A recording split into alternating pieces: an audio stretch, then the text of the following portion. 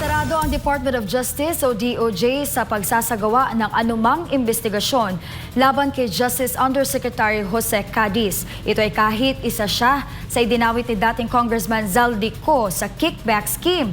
Ayon kay Ko, si Cadiz ang pinagkatiwalaan ni Pangulong Bongbong Marcos na maghatid ng 1 bilyong pisong kickback. Umani naman ng negatibong komento ang naging pahayag ng DOJ. Narito ang balita ni Margaret Gonzalez.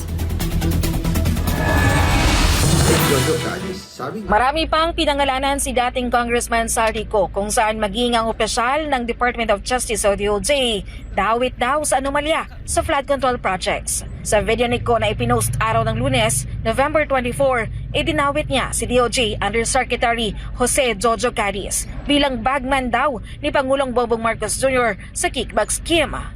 Noong November 2024, habang nasa proseso kami ng pagtatalakay ng budget, nakipag-meeting sa amin ni Speaker Martin si Yusek Jojo Cadiz. Sabi niya, masama raw ang loob ni Pangulong Marcos, wala raw siyang natatanggap na remittance. At dahil laging napapagalitan si Speaker Martin ang Pangulo mula September hanggang November, inutusan niya ako na mag-deliver ng 1 billion pesos para kay BBM. Ayon pa kay Yusek Jojo, nang ipaalam niya ito sa Pangulo, ang utos sa kanya ng Pangulo ay mag-ingat at siguraduhin si Yusek Jojo lang ang maghahatid. Ang Department of Justice walang planong imbestigahan si Cadiz sa kabila ng ibinunyag ng dating kongresista. Ayon kay Justice Acting Secretary Frederick Vida, wala sa jurisdiksyon nila na gawin ang investigasyon. We have no jurisdiction. Kasi tandaan niyo po, magkaiba po ang jurisdiction. Ito, dagdag kaalaman na naman po. Ang Department of Justice po ay taga-usig ng mga pribadong individual. Diba? Pag nagkasala sa batas, nag-violate ng revised penal code ng iba't ibang special criminal laws. Ang taga-usig, DOJ.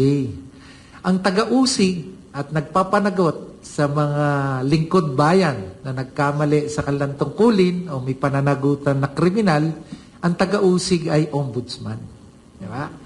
Yung ginagawa namin tungkulin ngayon, ito ay alinsunod sa MOA with the Ombudsman at yung ibang inaaata sa amin, yung pag nagde-deputize si Ombudsman na, o dito, itong bagay na to, DOJ ang magpatuloy. Itong bagay na to, DOJ ang magpatuloy.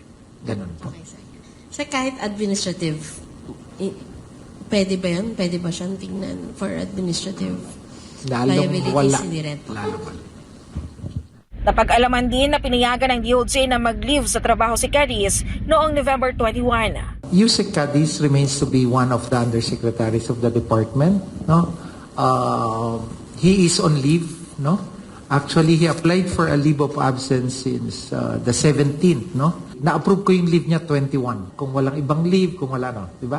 We will know by November. Actually, December 1. Kasi last working day in 28, diba? That's a Friday. Yes. Una na rin sinabi ng DOJ na hindi nila iimbestigahan ng mga revelasyon o mga idinawit ni Zaldico kasama si Pangulong Bongbong Marcos Jr. hanggat wala silang natatanggap na reklamo. Wala daw kasing moto proprio powers ang hensya. Ang mga netizen nagpahayag naman ng pagkadismaya sa DOJ. Ayon kay Dewey Pacus, hindi raw magliliw sa trabaho si Cadiz kung inosente ito sa kontrobersiya o baka raw sadya itong pinag-leave para hindi ito makapagsalita hinggil sa issue. Tinawag naman ng netizen na si Josie na selective investigation ang ginagawa ng gobyerno.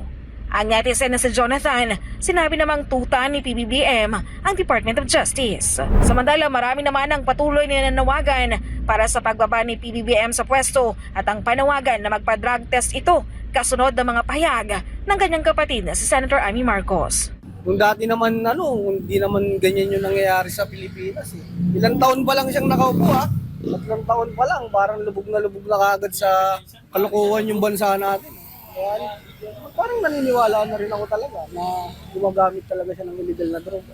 Nagsisi rin ako, bakit binoto ko ba yan? Kaya hindi pala mangyayari, kahit ako nahihirapan din ako. Transparency and good governance nga gusto nila, di ba? Especially siya, presidente siya, dapat pumayag siya. Kami nga na nasa mababang antas ng gobyerno, mandatory drug test. Meron kaming nire-require kami. Siya pa na presidente. Kung talaga may prinsipyo siya, bumaba na lang siya. Pero kung wala siyang kasalanan, magpa-drug test siya. Ganun ang kailangan para malaman ng taong bayan kung wala sang kasalanan o wala. Gampanan niya ang tungkulin niya. Para sa Diyos at Pilipinas, kumahal, Margaret Gonzalez, SMNI News.